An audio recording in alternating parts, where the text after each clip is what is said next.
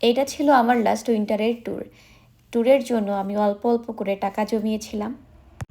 মাত্র 6 মাসের বাচ্চাকে নিয়ে আমরা জর্জিয়া থেকে নিউ ইয়র্কে তুষার দেখতে যাবার পরিকল্পনা করেছিলাম, কিন্তু মাঝপথে ভারী তুষারপাত এবং আমাদের আরও নানা রকমের অ্যাডভেঞ্চারের শিকার হতে হয়েছিল। আজকের ব্লগে আপনাদের সেই গল্পই শেয়ার করব। আমরা থাকি আমেরিকার জর্জিয়া অঙ্গরাজ্যে। এখানে শীতকাল হলেও খুব একটা ভারী তুষারপাত দেখা যায় না। অনেক দিন ধরে আমার এবং আমার হাজব্যান্ডের ইচ্ছা ছিল কাছ থেকে তুষারপাত দেখার। তাই গত শীতে আমরা সিদ্ধান্ত নিলাম নিউ ইয়র্কের বাফেলো এলাকায় যাব। সেখানে প্রতি বছরই প্রচুর তুষারপাত হয়। আমার ছোট্ট নিবানকে নিয়ে এত দূরে রোড ট্রিপে বের হওয়া সহজ ছিল না। তবুও অনেক উত্তেজনা আর স্বপ্ন নিয়ে আমরা আমাদের ছোট্ট টয়োটা করলা দিয়ে রওনা দিলাম নিউ ইয়র্কের উদ্দেশ্যে।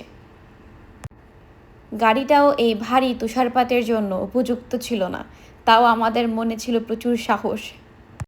শুরুতে সব কিছুই ঠিকঠাক ছিল, কিন্তু ভার্জিনিয়ার দিকে পৌঁছানোর পর থেকে আবহাওয়া বদলে যেতে শুরু করে। চারপাশে সাদা তুষারের চাদর, আকাশ থেকেও বিরাম স্নো পড়ছে। আমরা তখন প্রকৃতি সুন্দর উপভোগ করছিলাম, কিন্তু হঠাৎ করে আমাদের সামনে আসে বড় একটা চ্যালেঞ্জ। গাড়ির সামনে একটি টায়ার পাঞ্চার হয়ে যায়। চারিদিকে তখন ভারী তুষারপাত, রাস্তার আশেপাশের দোকানপাট, গ্যারেজ, এমনকি স্কুল কলেজ পর্যন্ত বন্ধ। আমরা সত্যিই কিছুটা দুশ্চিন্তায় পড়ে গেলাম। সবচেয়ে বড় বিষয় হলো আমার হাজব্যান্ড এর আগে কখনো নিজ হাতে টায়ার পরিবর্তন করেনি, কিন্তু বিপদের সময় মানুষ নিজের অজানা শক্তিটাকেও খুঁজে পায়। গাড়ির ভেতরে বসে ইউটিউব দেখে সে এক্সপায়ার যে টায়ারটি থাকে গাড়িতে সেটা লাগানোর চেষ্টা শুরু করলো। বাইরে প্রচণ্ড ঠান্ডা আর তুষারপাত, আর আমরা ভেতরে বসে দোয়া করছিলাম যেন কোনোভাবে সমস্যাটা সমাধান হয়ে যায়।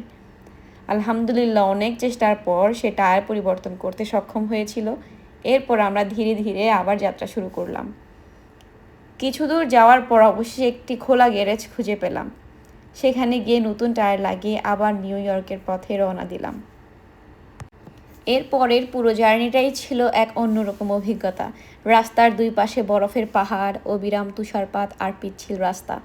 স্বাভাবিক সময়ে যে পথ অনেক কম সময়ে পাড়ি দেওয়া যায়, সেই পথ পাড়ি দিতে আমাদের প্রায় 21 থেকে 22 ঘন্টা সময় লেগেছিল। যদিও আমি বাসা থেকে কিছু খাবার প্যাক করে নিয়েছিলাম, কিন্তু দীর্ঘ এই যাত্রায় সেগুলোও শেষ হয়ে যায়। তার উপর তুষারপাতের কারণে বেশিরভাগ রেস্টুরেন্ট এবং দোকানপাট বন্ধ ছিল। তার মধ্যে হালাল খাবার খুঁজে পাওয়া তো আরও মুশকিল। এখানে সবসময় সব জায়গায় হালাল খাবার পাওয়া যায় না। মাঝে মাঝে কোনো ম্যাকডোনাল্ডস খোলা পেলে সেখানে আমরা ফ্রাইজ বা ফিশ বার্গার নিয়ে চালিয়ে নিয়েছিলাম। রাত গভীর হয়ে যাওয়ায় মাঝপথে কিছুক্ষণ গাড়িতে বিশ্রাম নিয়েছিলাম। ছোট্ট নিবানও পুরো যাত্রায় আমাদের সাথে ছিল। তাকে নিয়ে এত দীর্ঘ ভ্রমণ যদিও চ্যালেঞ্জিং ছিল, কিন্তু আজ সেই স্মৃতিগুলো ভাবলে খুবই ভালো লাগে। আমাদের সে ছোট্ট নিবান, ছোট্ট গাড়ি, কনকনে শীত, বাইরে ভারী তুষারপাত, সব কিছু মিলিয়ে এক রোমাঞ্চকর অভিজ্ঞতা। রাস্তায় যেতে যেতে দেখেছি তাদের তুষার পরিষ্কার করার দৃশ্য, যেটা প্রথম সাক্ষী হলাম তখন অনেক ভালো লেগেছিল আসলে। অবশেষে সব বাধা বিপত্তি পেরিয়ে আমরা নিরাপদে নিউ ইয়র্কে পৌঁছে গেলাম। সেখানে সাজ্জাদ ভাইয়া আর ভাবির আতিথেয়তা, তারপর তানভীর, সোহা, তাদের ভালোবাসা, সময় দেওয়া, সব কিছু মিলিয়ে এক সুন্দর দিন কাটালাম। এই ভ্রমণ আমাদের শিখিয়েছে যে ভ্রমণ মানেই শুধু সুন্দর দৃশ্য দেখা নয়, কখনো কখনো অপ্রত্যাশিত সমস্যার মুখোমুখি হওয়াও ভ্রমণের অংশ।